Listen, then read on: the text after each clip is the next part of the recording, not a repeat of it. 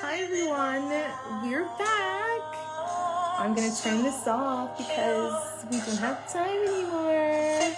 But that was Todd Delaney, okay, with Victory Belongs to Jesus. Okay, anyway, so we're going to pray and we're going to start talking about relationships. We're going to be referencing Michael Todd's book on relationship goals. I have a lot of questions to cover, so let's get right into it with the word of prayer.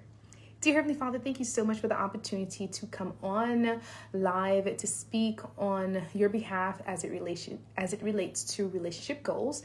We ask that you enlighten us of things that we did not know, reinforce things that we already had, so that we can know what to do, when to do it, how to do it, where relationship is involved, and that way we can represent you in everything that we do. In Jesus' name we pray. Amen. Okay, so let us start, okay? Our questions are as follows. So we're going to just start with the first question.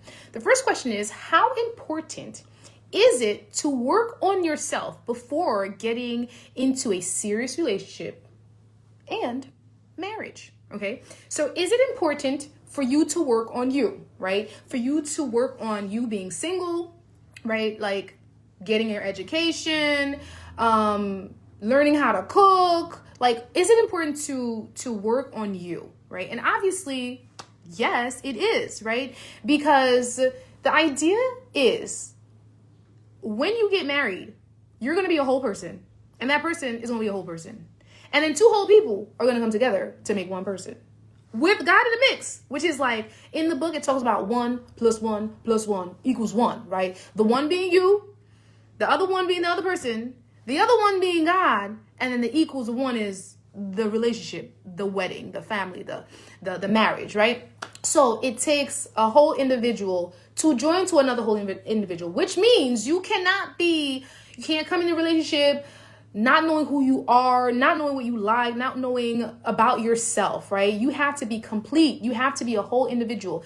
You have to have your spiritual life in check. You have to have your financial life in check. You have to have your educational life in check. And that is why I am not, if I can help it, going to put anyone to school. Can I just tell you? Okay. Let me tell you, if something happened, now you guys know I'm real with you, right? Okay. So I am against people who come into a relationship thinking they're going to use somebody's money to make it. Get your own. This is why you were brought up with a family, right? You were a child, you went to school. You got that stuff done before. Let me tell you, get that stuff done before you fall in love. Acting like, that is why parents usually say little kids can't get married. You can't be 16 getting married. Like, who's gonna pay the bills? You have bills money. You have a car money. You have rent money, and you trying to talk about marriage? Not gonna happen. Go get yours, okay? While I get mine, okay? See, I stayed in school. I got me my education. So you go ahead and do that before you come talk to me, okay? Because it takes a whole person to fall in love with another whole person, okay? Complete and all. You don't complete me, and I don't complete you. We're complete by ourselves. And then we get together, right? And we reinforce each other. We support each other. We encourage each other with the help of God. And we make this thing work, okay? But if I'm here struggling my butt off trying to get you through school because you didn't get that before, that might be a problem for me in the long run. And that's why, can I tell you why? Sometimes you have men who they work their hardest to get their girlfriend, then husband, wife, whatever, to law school, medical school. And let me tell you what happens. You know what happens. After she's done and she got hers, she no longer thinks you're enough. Because she's not a whole lawyer and you still work in that factory where she found you. Why? Because you took the time, you wasted your time and energy in her. And you didn't get your things together. You got her things together with your energy and your money. That is wrong, okay? I totally disagree. Now. That that does not mean in times like these with pandemics and recessions and such that if I lose my job, let's say I'm a nurse practitioner, as you know, or I was a doctor, or I was a lawyer, or I was a carpenter, or I was a mechanic, or I was a whatever, and then times changed. And there's no longer a need for what I had studied or what I know as a profession. And I decide to change careers. Maybe I'm no longer happy. Maybe I lose ability, whatever. If I decide to change careers and we're married, that's okay. We have a conversation. We sit down together and we decide what we're going to do, what the plan is going to be. But this whole, you didn't even go to college, right? And then you're going to come to me who went to college, who got my education, and then you're going to use my money, my intellect, and have me waste my time helping you out. It's not going to happen, okay? Work on you. And that means your emotional status as well. Like, you a whole messed up individual with kind of all these baggages of mothers and fathers and sisters and siblings and ex-boyfriends and ex-husbands and all that. First of all, there's no ex-husbands in this picture. Let me tell you that much, okay? But you have to go ahead and fix that problem. Go to counseling. Go get help. Go to the church. Go to God, okay? Get your stuff together, okay? If you already know you got issues, please don't come into this relationship with your issues. Obviously, you should let me know you got issues first. Can I find out before we get married? Because that's a problem, okay? Because then that's like, surprise, I'm a homosexual. Like, what? Listen, if you have tendencies, get that together. Pray about it. I'll pray for you before we get married, okay?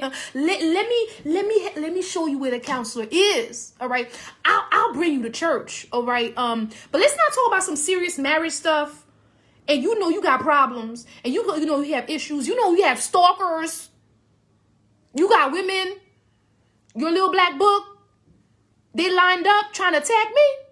Get that together. Be a whole person. Emotionally, financially, educationally, get your stuff together. Be a whole individual. And then have a life. Have a life, right? Have sports, have activities, have hobbies, have things that you're interested in. Be you. Don't try to be the other person just because you like them. All of a sudden, you like cars because he likes cars. No, I don't like cars. I don't like cars. I don't like sports. I don't like cars, okay? And I don't think I have to change that just because I like you, okay? I'm me. And you're you. And that's okay. See, because it's two different people who are going to get together to marry. I'm a whole individual ready. You're a whole individual who's ready as well. Okay. So definitely. So the question was, how important is it to work on yourself before getting into serious relationships and marriage? It's very important. It's very important that you have to get everything together. No one's perfect. No one is perfect. I know you're not going to be, a saint. You're not going to get all your, what is it? Your little problems, your little issues together. Because, come on. God's working on us all the time, right? But don't be bringing some huge dilemmas to this equation and then surprising people with some stuff, okay? Also, don't think that this person is going to make you complete. It's going to make you happy. It's going to change you to the person you want to be. No, you need to do that. You and God. Work on that with you and God and then come into the relationship. You can share that you have these problems and we can pray about it together, okay? I don't mind praying for a friend. Okay, but if you're talking about you want to become my boyfriend and you want to become my fiance and then we won't get married, knowing you got all these issues, then that's playing with disaster. Okay? Find out who you are. Work on you. You do you before you want to do me. Okay. Okay. All right. Now, next question is, do you think it is your spouse's duty to draw you closer to God? Ooh, here's a question, because we're talking about spirituality in marriage, in relationship, all of that, right? So is it your spouse's responsibility to bring you to God? Okay. So you know how they say the man, because we talking about religions, because I'm Seventh-day and I know that it says that the man is the priest of the home, right? So being the priest of the home, does that mean that the man is the person who's bringing me to God? Okay, the answer is no. No. Okay. It's a triangle. And in the book, Michael Todd shows that it's a triangle. God is at the head and the husband is here and the wife is here, or vice versa, whichever way. They're connected to each other and they're both connected to God. Not one can bring each other to God. Granted, you both should have God because you're connected. But my relationship with God is different and separate from my boyfriend, husband, significant other's relationship with God. That person cannot force me, make me do anything that I don't choose to do, okay? But God can, right? So do not think that you're going into a relationship with a guy who's spiritual. He's like, oh my gosh, he's going to make me better because he is so godly. He prays all the time. Listen, that doesn't mean that all of a sudden you're going to want to pray, that you're going to want to do the right thing because your boyfriend, husband, or whoever is connected to God. All right. You have to find that connection yourself. You have to work on your relationship with God by yourself. Granted, and that's so funny because granted, a person will deter you from making it to heaven, but they cannot force you to make it to heaven. Okay. They can support your decisions when you make the decision to go to God, but it's your responsibility. Our salvation is what? Personal. Okay. So do not go into a relationship because you know how people say they're looking for a church girl. What you looking for a church girl for? Are you a church guy? You looking for a church guy. Why? Because they're connected to God. That's good. But you need to be a church girl and you need to be a church guy if you're looking for a church girl and a church guy. Work on you and God. Okay. Let God motivate you, move you, change you. Only God can do that for you, with you, and through you. No one else can do that for you. So yes, again, we know that if you get into a relationship with a non-believer, it's harder. It's harder to get to God, right? If you get in a relationship with a believer, it is easier. It's helpful.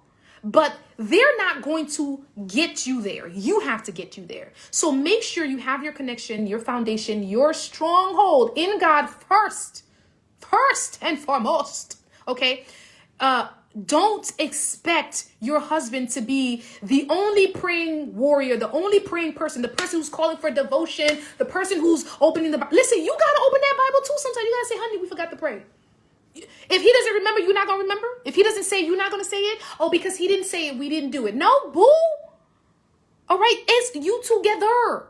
It's a relationship. It's a camaraderie. It's a togetherness. You help each other. When he forgets, you remember. When you forget, he remembers. I'm not saying that some connections might not be stronger. Maybe yours might be stronger. Maybe his might be stronger. But you both have to have them.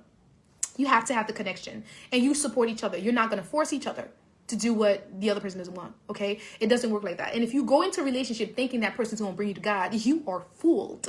Okay, because remember, you cannot be made to do anything by someone else. You're going to do what your desires have a tendency to do. And if you're not godly, you're going to remain ungodly, despite of the fact that you've married a godly person. As a matter of fact, you're going to make him ungodly because your desires, inclinations, and the things that you like and the things that you want to do are going to be very different from him. And believe me, at some point, you're going to get fed up with him. Always praying, always singing, always, what the heck?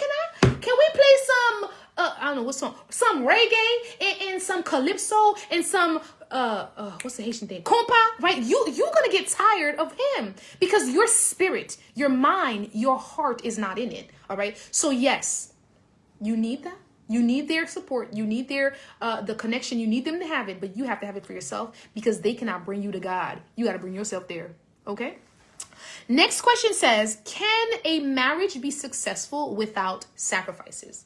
Okay, so that's an obvious one. And the answer is no, because you're not by yourself. You're with another person, right? It's two people living in one house, two people under one roof. Like, you're going to have different thoughts. You're going to have different inclinations. You're going to have different upbringings. You're going to have different of everything. Some things, not everything. Some things are going to converge. Some things are going to be similar. But there's a lot of things that you like, he might not like. And a lot of things that he likes, you might not like, right? Or she or he or whatever. Whichever one you are. You pick the opposite because it should be opposites. That's just how, Bible. Anyway, whatever. But yes, so you need to know that when you come into a relationship, and it doesn't have to be marriage, it's any relationship. It's a friendship. It's mother and father. It's mother and daughter. Anytime that you are communicating with another individual, you're going to sacrifice something because you're not the person. And since you're not the person, you do not have the same thoughts, desires, inclinations, or anything like that, right? You might converge, but it won't be exact. And because it will not be exact, there is something you have to give up. You know, maybe you're a morning person and the person's a night person. Maybe you like to read and the person likes to watch television. Maybe you like it when it's cold and he likes it when it's hot. Maybe you like to take showers in the morning and he likes to take showers at night. Maybe you like spicy food and he likes bland food. Maybe there's a lot of things. There's so many things that make us who we are as individuals that may not, you know, mesh, mingle, and jive. And so you as an individual, knowing that you want this relationship to work, you're going to sacrifice something. Okay. But obviously you're not going to be willing to sacrifice certain things. And those are the things you're not willing to sacrifice about are the things or the values or the principles or the core things that you want to have the same with that individual. Like maybe your faith. All right. Maybe, I don't know, like education. Maybe it's religion. Maybe there are certain principles like some people, it's like sports. Like I was listening to one lady on the radio talking about how, you know, she went on a blind date with a guy who was from the Red Sox. I don't know if it's true, but I'm going to pick anybody. I don't even know the sport. So Red Sox and what's another sport? I don't know. Nets come to mind. Mets, Yankees. Okay, Mets and Yankees. I know that. Those are both baseballs. I think the Red Sox or football, American football. Yes. Okay. Anyway, so, and she was like, what? He's a Yankee? Let's say she was Mets. And she was like, he's a Yankee. We don't do those. Okay. That's like them fighting words, right? So she's like, her whole family is against that sport fan. So she could not at all, like, even consider it. She never called the man back. And that's why they were on the radio station, because he was like, yo, she never called me back. I thought I hit it off with her. What happened? She was like, bro, you a whole you're a whole Yankee fan. We don't do those. My whole family's against those people. And it's true, because you've seen it on TV when people have fights over sports team. Like, what? Listen, they're diehard whatever. I don't understand it. But for me, that might be something else. Okay, that's religion for me. Like, you not Seventh-day Adventist, don't talk to me, because I don't know you. Okay, we can't even have a conversation about love. What? Who's that? What's that? That's a person. That's a place. What is that? That's nothing to me. You're not 7 day. Don't talk about it. Right. So that's just my point. Okay. That's just how adamant I feel about marrying another 7-day Adventist. Other people have other reasons and other things that they do not compromise with, because that's just how they are, and they cannot live with that kind of person, because they cannot live with themselves if they do. Okay. So definitely know that there's going to be sacrifices. There's some things that you can sacrifice, and there's some things that you cannot. So not even that you cannot, you choose not to. It's always a choice. It's always a choice. I could definitely choose to marry a non-7-day if I so wanted to, but I will not choose that, because that is against my religion and my faith and what I believe in as a person, right? So it's always a choice. Now, you have to be aware of that person's choice. You have to be able to be mindful and to ask questions and to be observant and to see what the person I cannot stand, right? Like, I can't stand when the person doesn't know how to eat well at the table. It's just, it irks my nerves, right? Like if a person's eating with their mouth full, like, and then I cannot, right? And I can't compromise that. No, I cannot, because I have to eat with you every day. Like, come on, I got to see that every day. I cannot, right? So there's certain things, and it could be petty things. It could be very petty things to one person, but it's not petty for you. Okay. But there will be sacrifices, and you have to be willing to make them in order to make your relationship work. Next question is, what are some right and wrong reasons? Hold on. Here's a question before that. Does love come before or after marriage? Does love come before or after marriage? Because in the book, it says that it comes after marriage. So according to Michael Todd, love comes after marriage. And I want to agree. So you can have strong feelings for someone that you do not have to equate the word love to. Like, the thing is, we in America, maybe our culture, I don't know, maybe it's other countries as well, but in our culture, we attend love to a lot of things. Like, oh my gosh, I love this dress. Oh my gosh, I love these glasses. Oh my gosh, I love this look. Oh my gosh, my hair is so lovely, right? But love is a strong word, and love is a word that doesn't change. Like, You cannot tell me you love something today and then you hate it tomorrow. That wasn't love. That was an infatuation, right? That wasn't love. And so a lot of people say they love each other, but they don't really love each other. They just like each other very strongly.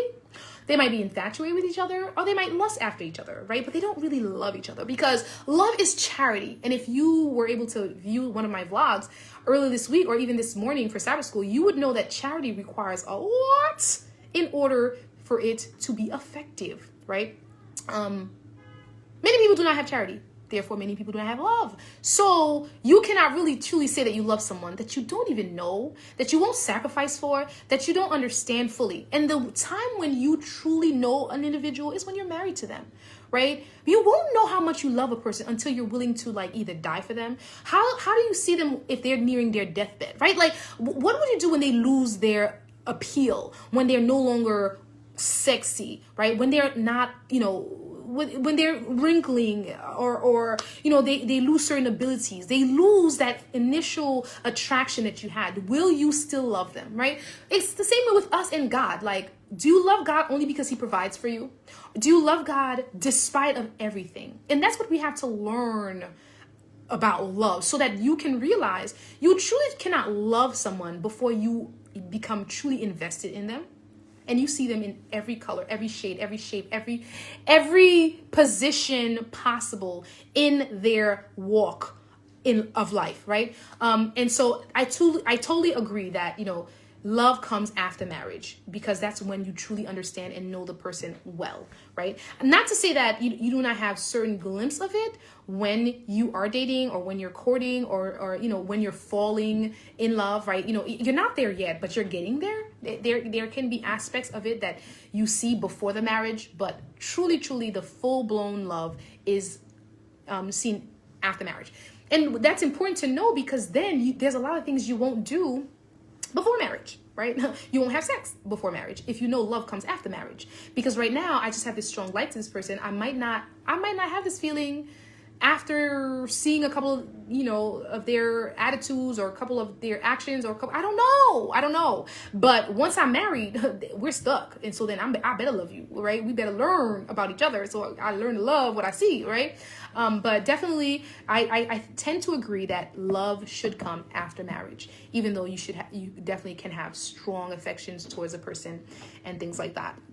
The next one is, what are some right or wrong reasons to get married? So again, if you don't know, the reason why I do this this talk here is because every Friday night we have a group of young people who come together who discuss the book, right?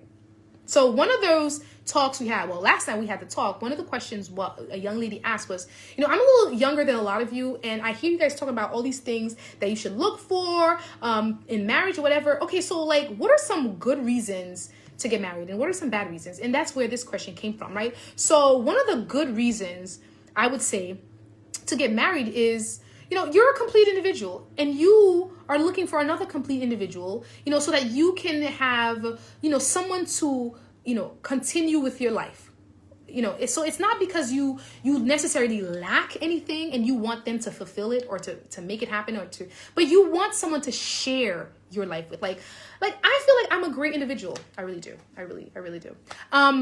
I think I'm funny. I think I'm, I'm smart. I think I'm beautiful. I think I'm spiritual. I think I have all these things. And I feel like sometimes it's like, oh my gosh, it feels wasted, because, I have friends that I talk to, but I don't have someone that I can, sometimes I'm like super funny by myself in my room or in the shower. And I want to be like, yo, guess what I just thought today? Yo, guess what? And I want to say it, and there's like no one in the house. And I'm like, So when I lived with my aunt, it was easier because I could just tell her like, oh my gosh, I just had this thought or whatever. But sometimes you want someone to share your life with, right?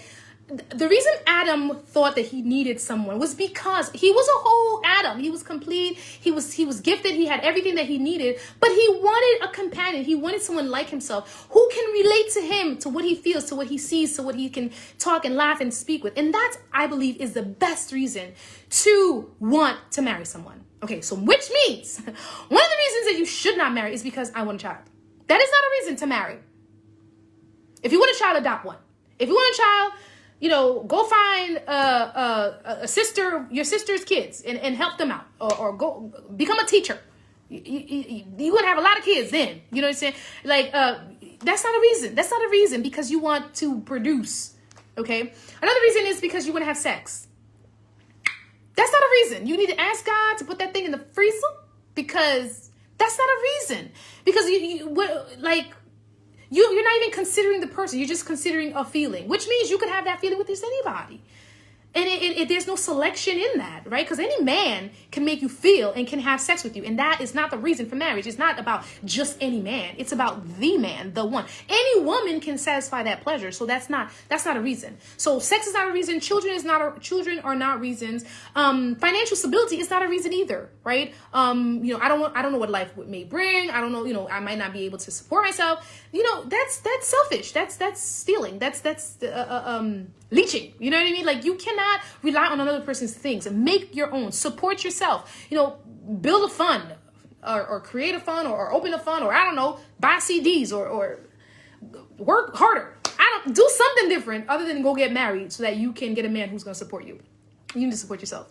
There's a lot of reasons why it's not wise to get married, right? Again, the reason that you should be getting married is because you are a whole individual that you love you, right? You love you and you want to share the goodness that you are with someone else because you think it will, help that person, right? It will support that person. And then the other person themselves, like, you love what you see and you see a lot of yourself in that person. You like a lot of the same things. And there's some things that you don't have that the person has that you feel like may complement you, right? But not complete you, right? You guys will do well together, right? Yes, of course, children will come and sexual encounters will come and financial stability will be there as well. But those are not the main reasons. So that is, and then the other question that stemmed from that too is, well, how do you know when you found the right one, right? How do you know when to know who's not the right one? Well, then it goes to the whole idea of what makes you complete, right? What makes you feel, happy? What do you like? What are your desires, right? So if you care about religion and your faith, then you should be looking for someone who has similar faith to you, right? And so then if a person does not have the same faith as you and does not believe in the same God as you do, then that person is not for you. They're not the one. But if they do, they might be the one. If you're very, funny and you love humor and you love someone who can enjoy a good laugh, because you're funny or you like laughter, whatever, then you should find someone like that. And someone who's a sourpuss and who's always serious and who can't laugh and who doesn't understand jokes, that's not the person for you. If you are an educated individual and you like high sounding words or ideas and you want someone to have an intellectual conversation with, who can pique your interest in other things that maybe you don't know, or maybe you do know but you want more information on, then that should be something that you look for in a person as well. And that if that person has it, great, and that's your guy or girl. But if that person doesn't, then that's the sign that you don't need that in your life, right? If you don't like drama, if you don't like a person who's conceited, so look at the things that you like and then look at the things that you don't like, and then don't settle, right? Don't change your mind all because the person has, let's say, 7 other things and they don't have 3 of the things, and you're like, but these 3 things are super important to you. I mean, if they're not that important, then whatever, like, you could compromise on some things, but there are certain things that you should never compromise on. So that's really how you're going to figure out who's the right person, who's the wrong person. I find a lot of people, they just settle. They just want what they want. And they do not care about the consequences. They do not think about later. They just want to get married because, another reason people want to get married is because of the wedding. Like, they want to wear that red dress. Oh my gosh. White dress. They want to have the ceremony. They want the ring, right? I don't believe in rings because I'm Seventh-day Adventist. I don't wear rings. But like, that could be a reason as well. Those are not good reasons. But if you were here earlier, you'd see the reasons.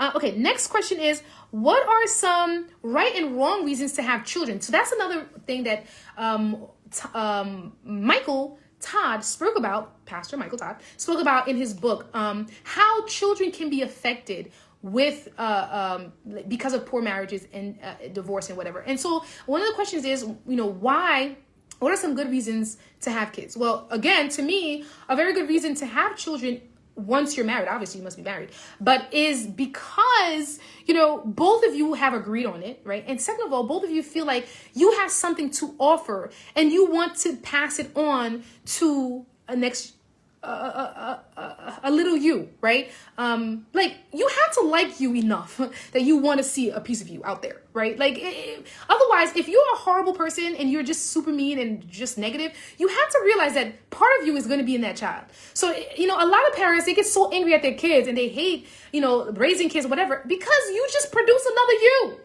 If you don't like yourself, if you were not a good kid and you haven't been able to gain control of who you are as an individual, please don't have another you. Please do not have another person, because that person is going to become you, okay? We have Cecil who says, Nicolette, about that toothpaste you already had. Lovely white teeth, just that nobody took the time to tell you so. Well, I'm telling you that now. Oh, thank you, sir. I have been told, but I appreciate it. Thank you. He's mentioning a toothpick that I decided to use. It's like charcoal, and I was like, I want to make my teeth whiter. So the thing is, like, when you see me in camera, it does look like my teeth are super white, but then at a certain angle, they can look a little yellow, a little pearly, not yellow, pearly, you know. But anyway, but thanks a lot. I appreciate it. I know I've been told I have Colgate smile, you know, so definitely thanks a lot. I appreciate it. But yeah, so definitely don't have kids. And then, you know, some people have kids just because, you know, they had sex. Like, they didn't protect themselves and then they have a kid. Like, obviously, please protect yourself if you're going to have any sexual intercourse. Whether you're married or not, if you're not ready, you're not ready, okay? Bringing a child into the world is hard enough on a woman, let alone it's going to be strained on the relationship. If the relationship is not really bad, it's not good as it is, it's going to become worse, right? And some people have children for that reason too. Like their relationship with their significant other is not going well. And they're like, maybe if I had a child, he'd love me more. No, he will not. Okay, that child is just going to be a burden. That child is just going to be another thing. He might love the child. Listen, he might love the child. I'm not going to lie. Because some men, they really like kids. And they will love that child. But they will treat you just the same. And they might treat you nice while you're pregnant. Because you carrying the child. But as soon as that child is out, if that relationship is not going to be fixed, it's not going to be fixed. Okay? So a child will not help you in any way. Okay? As a matter of fact, sometimes children cause a problem in relationships. Because people have different ideas of how to raise children. Right? So it becomes an issue. So there are some good and bad reasons to have children. In the same way, there are some good and bad reasons to get married. Another one is for the purpose of people just telling you, you know, it's time. Can nobody tell you when it's time for you to have a child or when it's time to get married, okay? Because you cannot make yourself do any of those things. First of all, you cannot put a person in your life and you cannot put a child in your belly, okay? So whoever is forcing you and pushing you, tell them to go ahead and have that on their own if they can, okay? Or if you don't want to be rude, just say you're waiting on God and his time is better than your time and their time for that matter, okay? So there are reasons that you should not have children, just as there are reasons why you should not get married. All right, so more questions. It says, must you strive to be identical to your significant other in order for there to be harmony and unity in your relationship? So the answer to that, and again, it's must you strive to be identical to your significant other in order for there to be harmony and unity in your relationship? Answer is no. You're going to be two different people no matter how hard you try. You cannot think as another person thinks no matter how hard you try. See, even parents or siblings, like let's say I and my aunt, like we're very similar in a lot of things, but we're very different in other things, right? As much as she raised me to be exactly like her, and half the time that's why she has problems with me, because I do not think like her in many different aspects. Same thing with as if she was my mom and I are like opposites, like totally opposites. We do see eye to eye in a lot of things as well, because sometimes she says, man, it's as if you were raised by me, right? And I wasn't. I was raised by my aunt. But we do see eye to eye in certain things, but we don't in many other ways. My sister and I, we're siblings, and we do not see eye to eye in a lot of things, even though, you know, we do in many. So the point is, even your siblings, even your parents, people that are part of you, that you come out of or that you came next to after is part of your genes, you're still not same with them. So how do you expect to be identical to a total stranger from another mother, right? It's not possible. It is not possible. So therefore, do not try to be identical to anyone, right? You can, however, you know, find someone who is similar enough to you where there will not be so much discord and bickering and problems that you're going to be fighting all the time. Lulu said, Tangstein says, thank you so much. Thank you for saying so. You're beautiful. And Lulu says, love the hair. Thank you, girl. I love it too, child. Right. So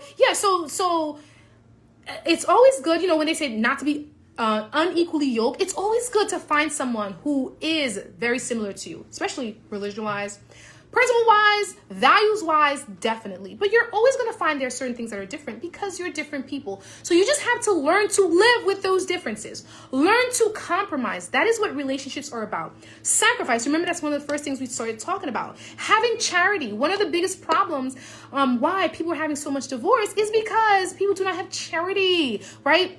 Knowing that, okay, you have to be long-suffering. You have to be generous. You have to be kind. You have, there's so many, like, what's that verse, right? 1 Corinthians 13. Read that and learn how to emulate some of the things that charity enables you to do, right? Being charitable. If you are charitable, you will have better relationships because you'll be more godly. You'll be more loving. Because that's what charity is. Charity is love, okay? So if you have charity, then you'll see that you can have more unity. You'll be able to see eye to eye. Your relationships will last, will endure, all of that loveliness, right? But don't try to be like the person because you never will be. Especially you're a guy and he's a girl. Like, how is that even going to be possible? Because guys think like guys and girls think like girls, right? And the only way that it's like we try to think like each other, right? Okay, so you know how they say girls are more soft-hearted and like they're more emotional, right? So a guy has to kind of think, okay, so she's emotional, or okay, maybe it's her hormones, or like you got to kind of consider how do I think how she's thinking right now. And then the girl, guys are more masculine and they really love their respect and they want to be valued. So then you got to think, okay, how are my actions, respecting him and making him feel valued right now, right? Because there are times where you don't want to be respectful and there are times you don't want to be a softie, right? But then because you love this person and you're exercising charity, you're going to sacrifice your own feelings for that of the others, right? And that's what it's going to take, right? Not you being identical to them, because it's not possible. Next question is, what do you do once you are in a relationship and find that you are unequally yoked? Okay, so let's just be real, right? We know, well, goodness gracious. Oh, I don't know what that was. I hope that was an accident, but he was going really fast. Okay, I hope they're safe. Whatever that was. Anyway, so, what was the question? So thrown off. What do you do once you are in a relationship and find that you are unequally yoked? Okay, so can we just say that some people are such good liars? Okay, can we just say that? Right? You will find, and I have heard the story, okay, it hasn't happened once, I'm sure it's happened many times, where a person will come to church just because they want to get you. They're not really a Christian. They're not even Seventh-day. They don't even believe in God. But because you do, they will act like they do. Or a person might think that, act like they have certain, they're very studious and they're, they love education or they love kids. Well, deep down, they really hate those little suckers. They can't stand kids, right? Or they don't like, knowledge. They don't want to learn anything. They don't want to know anything. They don't want to do anything. So some people are really good liars. They're really good liars. And it depends on how long you're in a relationship for, that you'll be able to identify the lies and deception that some people will put forth, right? So let's say you were taking in and the person gotcha, it's like, got him. And you're stuck because you're already married. What do you do then? Well, I do not recommend divorce, right? Because we know God does not like divorce, okay? So first of all, I'm just going to say it. Shame on you for not waiting and listening and watching. But that's behind us now. What's done is done. You're all in. What do? You make the best of it. You pray to God to help change the man, and you remain faithful to you, to what you believed in, to what you said you were going to be. Do not change because somebody else changed, right? All because this person decided they're not going to church does not mean that you're going to stop going to church. Listen, he found you in the church. He gonna keep you gonna stay in the church, okay? You were all about education, and all of a sudden he doesn't care about education. Well, that's his business. You continue to go to school and you do what you got to do. You were into like whatever it is the person caught you doing, found you doing, and married you doing. You continue with that, and even if they don't want it, what you do is you pray about it. And you maintain your ground, but be kind about it, right? So let's say the person is not religious anymore. They don't want to go to church anymore. What do? So you're not going to be the one who's going to put it in their face like, well, you said this and you were da da da. You don't know why this person no longer likes God, loves God, cares about God, trusts God, whatever. But you can be their example as to how good God is and what God can do for an individual. So you stay steadfast and you continue to love them as they are, right? And pray that they change. Again, you cannot break a vow by you just made the vow. It was up to you. And this is for me. Like the way for you not to get caught into lies is not being selfish. Right? That's the first thing. Because remember, a lot of times people get so caught up into relationships, they're not really thinking about the other person. They're thinking about themselves, what they feel, what they see, what they want. Right? And it allows them not to take the time to really investigate and search and look. So stop being selfish and stop being in such a haste to get things to the next level. Take it easy, right? But also knowing that, people do change. There are times when the person didn't lie.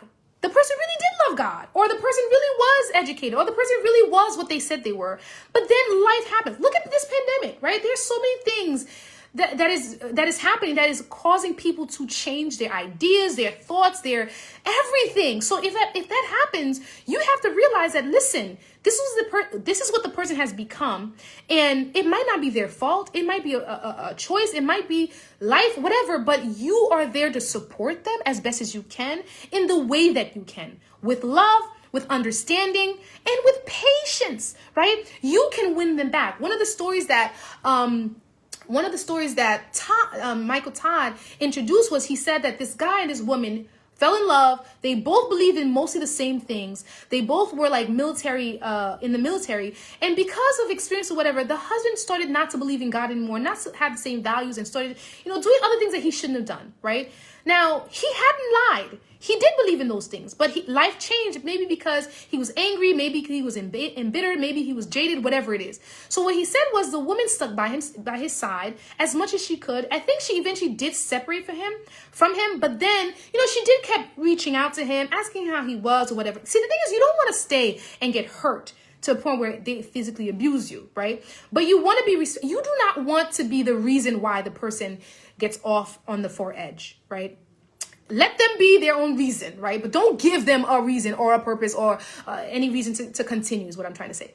But yeah, if you are caught in that situation, pray about it. And continue to be the Christian that you are, so that the person can see God in you and continue with the whatever values or whatever purpose and whatever goal that you initially started with, so that the person can see the good in that thing, what it can produce, how it can change them, what the effects are, right? Because if those values were truly founded on something strong, even if they ran from it and they no longer are doing it, at some point it will pay off that you remained steadfast, and they will see the benefits of either returning or they'll apologize and whatever, right? But definitely don't lose heart if you find in life that you were duped or some things change and the person is no longer as equally yoked to you as you thought they were. Hang in there, be strong, God is with you.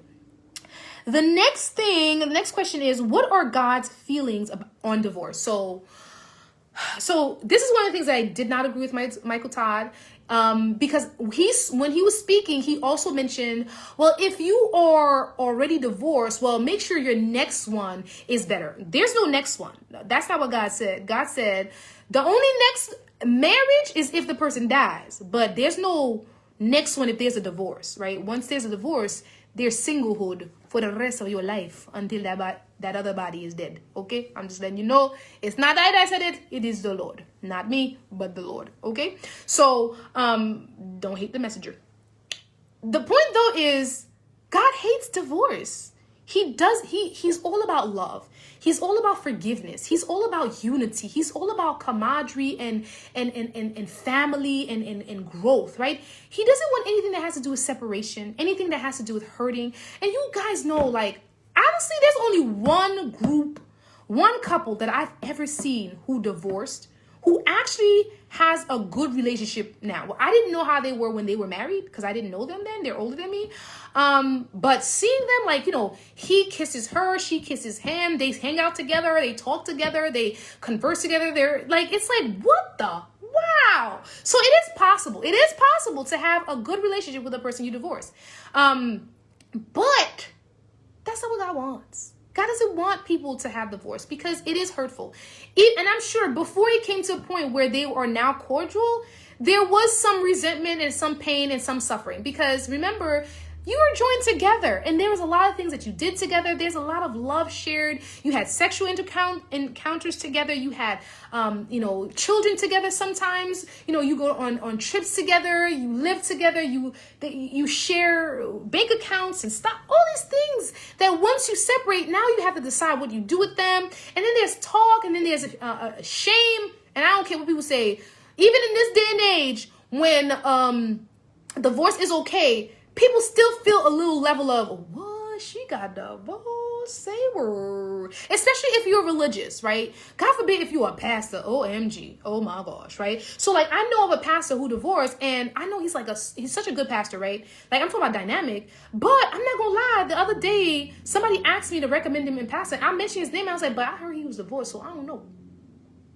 Because I don't want that image to be in the church like it's okay. Like, I'm saying, like, that's him and God. So, but I don't want to be the one. I don't want to be the one to bring that in the church and be like, listen to this man. I'm sure he's not going to be like, hey, you guys, I'm divorced and y'all should too. Yeah, right. He's not going to do all of that. But it's just, it affects the whole society.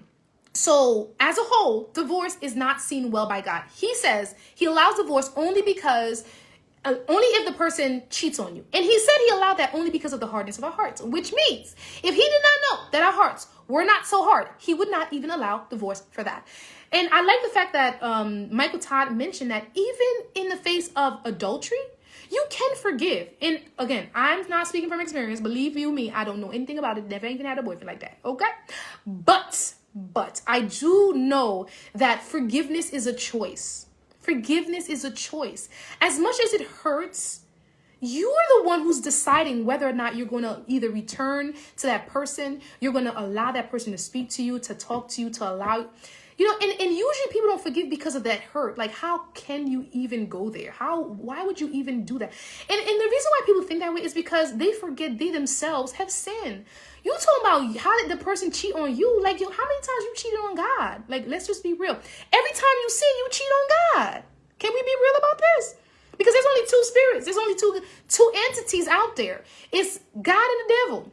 So if you didn't do good, you did wrong. If you did good, you were with God. If you did bad, you were with the devil. Let's just be real. So every time you sin, every time you lie, every time you cheat, every time you steal, every time you curse, every time you do something that your heart tells you not to do because it's going against your conscience, you just done cheated. So if God forgave you all these times, every single time, 7 times, more than 7 times, then why is it that you cannot forgive your husband who cheated on you? Because guess what? The same way that he cheated on you after he said he loved you, you cheated on God after you said you loved him. And you did say you were going to die for him too, because you went to that, that watery grave for him and everything. And yet you cheated on him after that. So therefore, if God can forgive you who cheated on him, you can forgive your husband who cheated on you. I'm just saying, again, I'm not saying it doesn't hurt because I could imagine. And when we think about our relationship with God too, when God does not hear us, like, how hurtful is that? How hard is that to bear, right? When you feel like God is not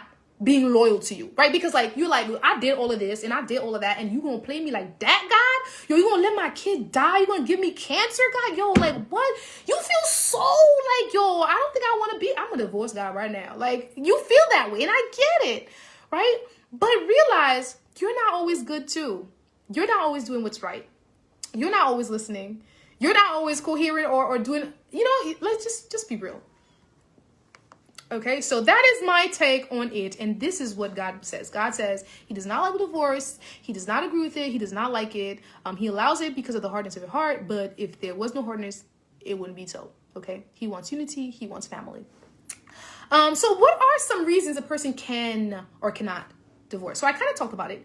There really, to me, is no reason for a person to get divorced except, to me, the only real reason is if the person's trying to kill you. And even then, you could just separate. I'm just saying. No, for real. Like, if the person is trying to be abusive and they're about to kill you, forget about cheating. That person might be loyal to you like, I don't know, what's loyal? Your fingers together. I don't know. Well, I guess you could cut them off. Anyway, I don't know. I'm just saying, like, even if he's loyal, if he's beating on you and he's trying to kill you, you need to go. Okay, you need to go. Bye-bye, sir. All right? I don't care how much you say you love me, you loving me. That's why you hitting me. Okay? So that is a reason why you could definitely separate and get divorced, in my opinion, even though, well, not divorce, but the separation, right? God says you're allowed to divorce if the person commits adultery. That's what God says. So therefore, I must say that as well. So the beating up, definitely separate, move, leave the person, don't let them kill you. Okay? What are other reasons why a person could get divorced? That's it. Nothing like, oh, I don't like him anymore. What you mean? How you not gonna like a person all of a sudden? Like, go back to the days when you did. Try to remember what he did or do what you did when he liked you. Or, you know, like, that's ridiculous. Like, you cannot take a covenant that lightly. Remember last week we talked about when you got married and you had sex with that person, he took that virginity, you bled. Well, he was supposed to take that virginity. He was supposed to be your firstborn, but I'm just saying. That blood was a sign of a contract. That license that you got at that courthouse is a contract. That vow you make is you cannot just break that contract because, oh, I don't like him anymore. I don't feel him anymore. You know, I fell out of love. There's no such thing. Just try to think about the things that the person, and that's why I feel like, and it's not just like marriages, you guys. It's like friendships. I'm not saying, like, I'm one to talk because I have broken up friendships over less. Speaking of, like, you know, when people act like they're jealous, like, I'm like, if you act like you're jealous towards me, that's dangerous. I'm gonna run, okay? But even though I leave the relationship, the person can reach out to me anytime and I will help them. Like, I don't have this grudgeful heart. And I think that's important, right? Listen, you can break a relationship with somebody and still care for them, care for their good, care that they are successful, want them, you know what I mean? Like, you can wish them well. And I think that's important. Okay. So yes, you separate from this individual, but you're not trying to ruin their life. You're not trying to hurt their kids. You're not trying to, get them fired from their job. And that's another problem with divorce too, right? Like, bad things happen and people don't care. They become so trifling and so hurtful that they become evil, right? Obviously, that's not charity, not charitable at all. And our last question is, when do you stop being single? Trick question. Sure is. You never stop being single, y'all. You never stop being single. Even when you're married, you're still single because you're still an individual. In the context of, you still got to take care of you. You still got to handle you. You have to make sure your heart's right, your mind is right, your body's right. And that is single time. The same concept that you had, the same attention that you gave yourself in your single life, there are times even in your marriage life that you got to do the same thing. You cannot always be with your husband 24/7, doing everything with him in the family all the time. You need mommy time, me time, wifey time, whatever time you want to call it. You need that time by yourself, okay? Because once you lose that, you lose a piece of you. You lose who you are, what you represent, what you're about. You lose the purpose for your being, right? And that's not just for you to be a wife, not just for you to be a husband, not just for you. I have to be Nicolette. I'm always going to be Nicolette. I'm not only going to be a spouse to someone, right? And that's even, look, Mom and dads, know that your children have individual lives that they must lead. Even when they're 5, they have their little space. They need a little time. They need their private, maybe not privacy, but I'm just saying, like, give them some space, give them some time. They need to develop their identity, who they are. Yes, you develop it more when you're 18. That is true. That's when they want to break free and like find out who they are and make decisions for themselves. And that is right. Okay. Same thing as a wife, as a mother, you need to find time for yourself, time where you pamper you, where you cater to your needs and what you want. Granted, you're going to be, conscious and aware of who you are.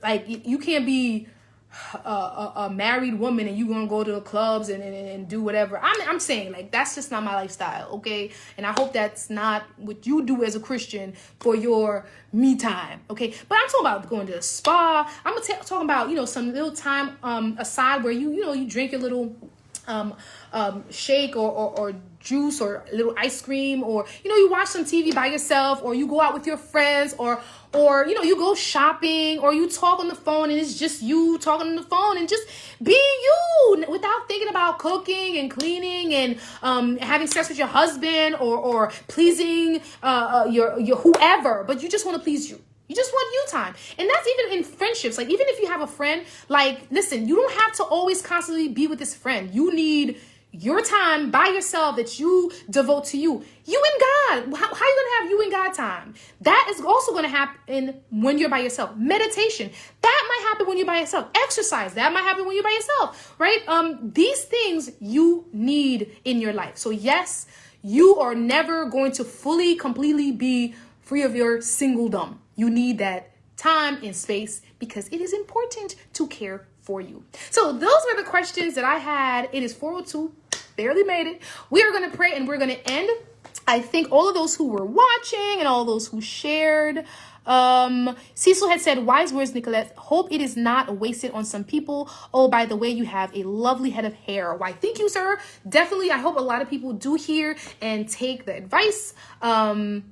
Because God's giving you advice in the Bible and in these books and through manservants like my woman servants like myself. So I hope that it was beneficial to you and it helped. And if you have questions, please add them there. Melissa says, beautiful hair. Oh, thank you so much. So again, I want to thank Joseph, Nadine, Hyde, Moise, Cecil, Lulu, Tankstein, Judy. Oh, that's my cousin.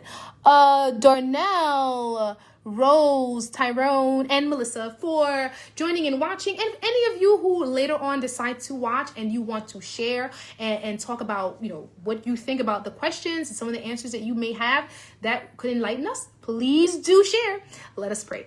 Dear Heavenly Father, thank you so much for the opportunity to talk about you in the context of relationships. We want to develop a stronger relationship with you first and foremost, and then we want to strengthen our relationships with those around us, especially if we are seeking to get married someday or if we are already married, Father. We also want to strengthen our relationship with our parents, our children, and any kind of relationship, friendships, all of that. Because we know you are a God of unity and of love, and you do not like discord or separation. So we want that you help us to know how to become more charitable, how to be more understanding, how to stay away from anything that will cause a separation between us and those that we love. We ask all of this, not because we're worthy, but in Jesus' name, amen. Okay, guys, thank you for watching. I will see you next time. Bye.